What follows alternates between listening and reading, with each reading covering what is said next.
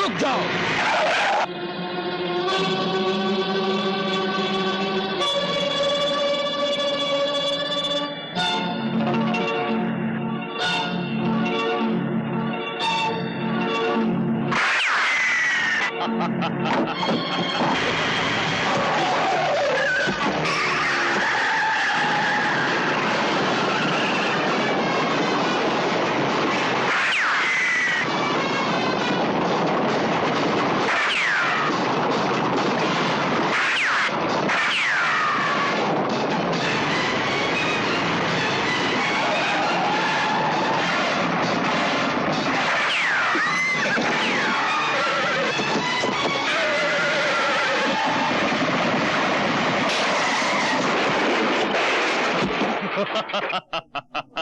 ले चलो।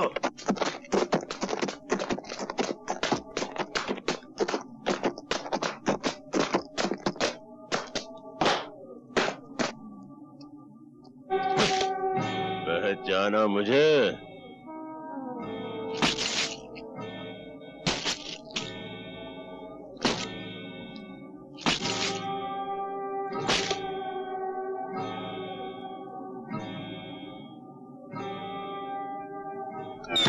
अपनी मौत को सामने देखकर भी नहीं पहचानते? शेरा?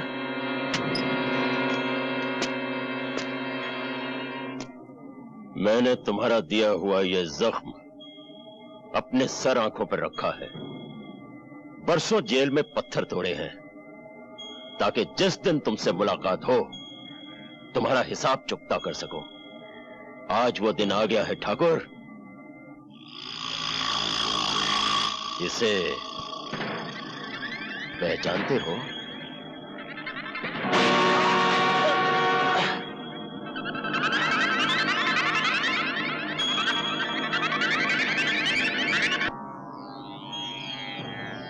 ये खड्डा मैंने तुम्हारे लिए ही खोद कर रखा है।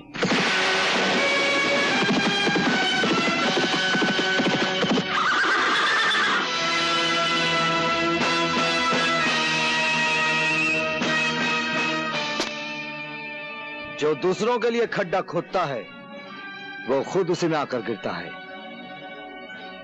जिन बच्चों के अभी दूध के दांत भी न टूटे हों उन्हें इस तरह उछलकर मर्दों की तरह बात नहीं करनी चाहिए। मर्द तो मैं हूं, वो भी असली, और बेटा भी मर्द का। कहो तो मर्दानगी के 2-4 नमूने पेश करूं? ठहरो।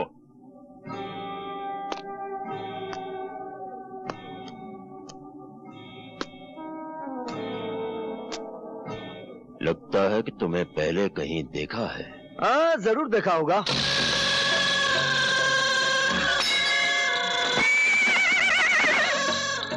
लो, बहादुर भी हाँ कह रहा है। अच्छाई बुराई की मुलाकात तो हर युग में होती है, फिर वही होता है जो हमेशा से होता आया है। बच्चे, हम कोई मामूली बला नहीं। जहां बुराई खत्म होती है हम वहां से शुरू होते हैं। अगर तुमने मां के पेट में ही सुन लिया होता कि हमारा नाम राजा शमशेर सिंह उर्फ शमशेरा है तो शायद तुम पैदा होने से ही इनकार कर देते। फिर तो गया खड्डे में। क्या मतलब? मुलाकात तो होनी ही थी।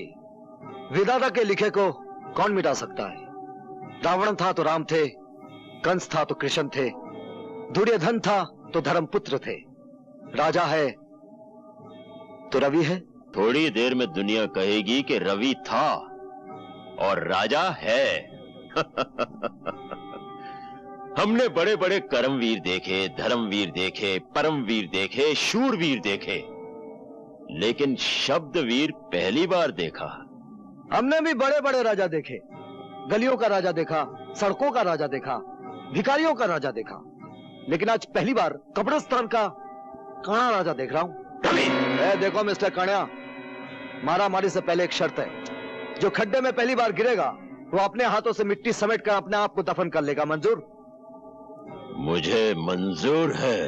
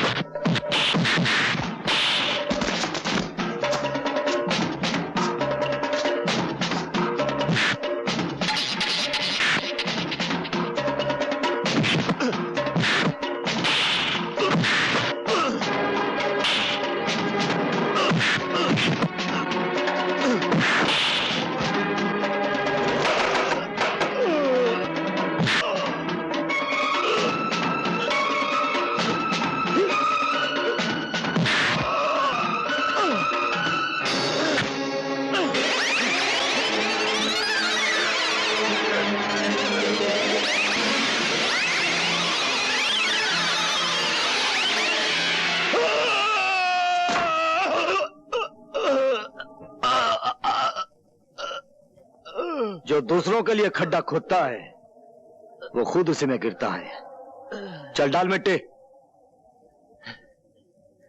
बेटा, इसे माफ कर दो। चल, आज तुझे माफ किया, ये तेरी पहली गलती थी। और एक बात सुन ले, अगर बुराई तेरा कर्म है तो अच्छाई मेरा परम धर्म है।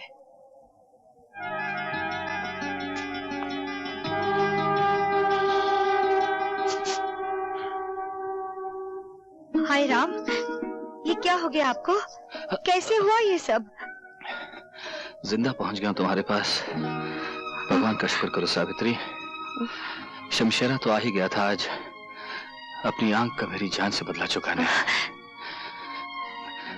मुझे मारने से पहले एक नौजवान कहीं से आ गया और उसने तुम्हारी मांग का सिंदूर मिटने से बचा लिया।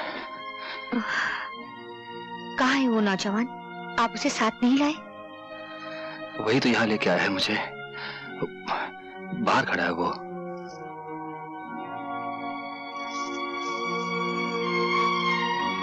भगवान तुम्हें बहुत कामयाबी दे बेटा। मैं तुम्हारी झोली सोने चांदी से भर दूंगी। तुमने मुझ पर इतना बड़ा उपकार किया है कि... जो मैंने किया है वो उपकार नहीं था, वो मेरा धर्म था। और धर्म अपना इनाम खुद होता है। उसे सोने चांदी के तराजू में तोलकर मुझे शर्मिंदा ना कीजिए।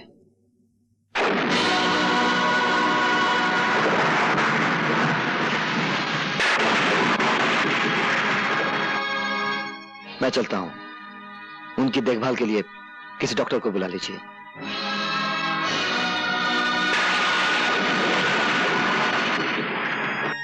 डॉक्टर साहब का बहुत खतरनाक एक्सीडेंट हुआ है, आप उनसे नहीं मिल सकती। मेरा मिलना उनसे बहुत जरूरी है। लेकिन आप समझते क्यों नहीं? उनकी जिंदगी और मौत का सवाल है। मेरी भी जिंदगी और मौत का सवाल है। सुनिए सुनिए।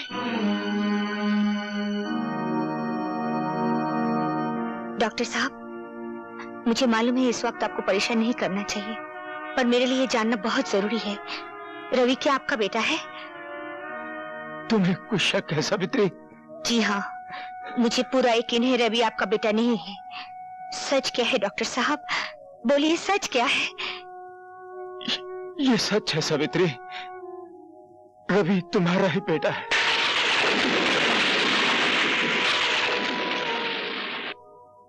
मगर अब इस सच्चाई को मेरे साथ ही मर जाने दो, नहीं तो तुम्हारे हरे भरे घर में आग लग सकती है। डॉक्टर साहब, डॉक्टर साहब, डॉक्टर साहब।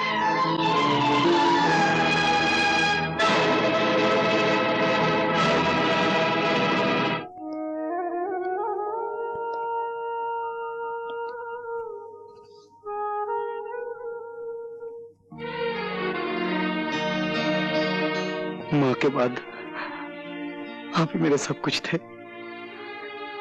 हम मुझे छोड़कर चले गए। मैं अनाथ हो गया पिताजी, मैं अनाथ हो गया।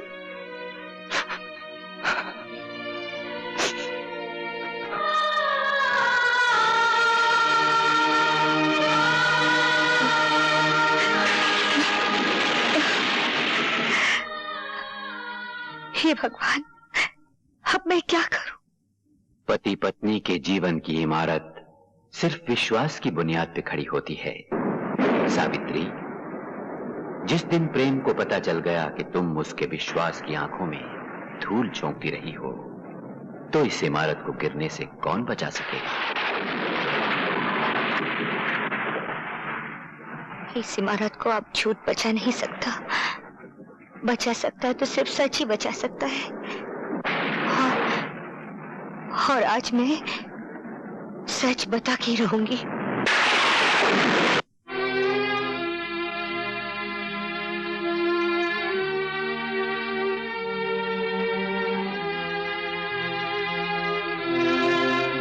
क्या बात है सावित्री?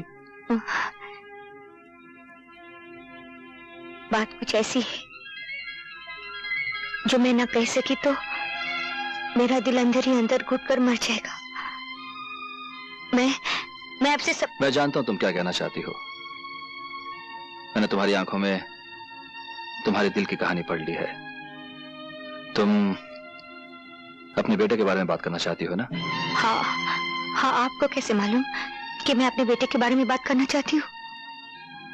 सावित्री, मैंने जिंदगी के कितने साल गुजारे हैं तुम्हारे साथ, दुख सुख बांटे हैं। तुम्हारी जिंदगी का ऐसा कौन सा कोना है जो मुझसे छुपा है एक कोना जिसमें आज तक अपने... मैं वो कोना भी जानता हूं। उसका नाम है रवि। रवि? क्या बताया रवि ने आपको? उसने बताया कि तुम डॉक्टर को मिलने गई थी। डॉक्टर ने तुमसे कुछ कहा और दम तोड़ दिया। वो बिलक बिलक कर रोने लगा और तुमने उसके सर पे अपना हाथ रख दिया। और क्या कहा रवि ने? उसने कहा जब अपना हाथ तुमने उसके सर पर रखा तो उसे ऐसा लगा जैसे उसकी मां वापस आ गई हो।